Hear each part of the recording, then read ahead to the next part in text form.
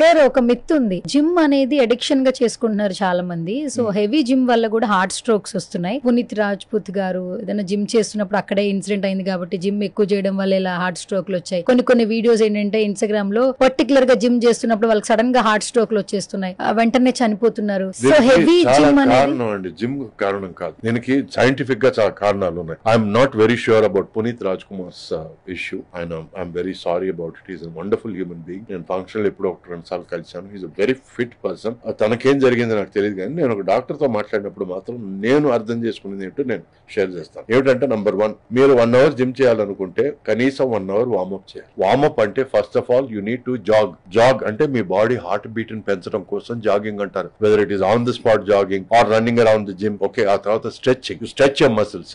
ఏ muscles మీద నువ్వు weight వేస్తున్నావో, ఏ మసిల్స్ కి స్ట్రెయిన్ ఇస్తున్నావో ఆ మసిల్స్ అన్ని స్ట్రెయిన్ కి నువ్వు స్ట్రెచింగ్ ఇవ్వాలి. ఆ తర్వాత your thighs, your biggest muscle groups are in your thighs. అంటే ఒక సూర్య నమస్కారం ఒక 4 సార్లు ఫుల్ గా చేస్తే నీ బాడీ ఫుల్ స్ట్రెచింగ్ వస్తుంది. So at least half an hour దానికి టైం స్పెండ్ చేసి ఆ తర్వాత next you go to pull ups గానీ పుష్అప్స్ గానీ. So that means your body peak temperature reach అయ్యింది. ఆ తర్వాత నువ్వు వెయిట్స్ టచ్ చేసినప్పుడు దాని వెయిట్స్ కి నువ్వు న్యాయం చేయొచ్చు.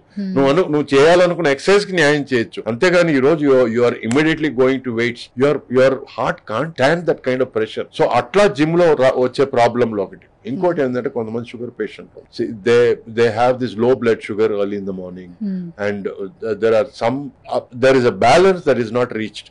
సో అట్లాంటి వాళ్ళు మిగతా వాళ్ళకంటే ఎక్కువ వార్మప్లు చేయాలి. And there are people who have stress related problem, BP ఎక్కువ ఉన్నవాళ్ళు లేకపోతే లో బీపీ ఎక్కువ ఉన్నవాళ్ళు, వీళ్ళందరూ దీనికి తగినట్లుగా డాక్టర్ యొక్క అడ్వైస్ తీసుకొని ఇవన్నీ చేయాలి.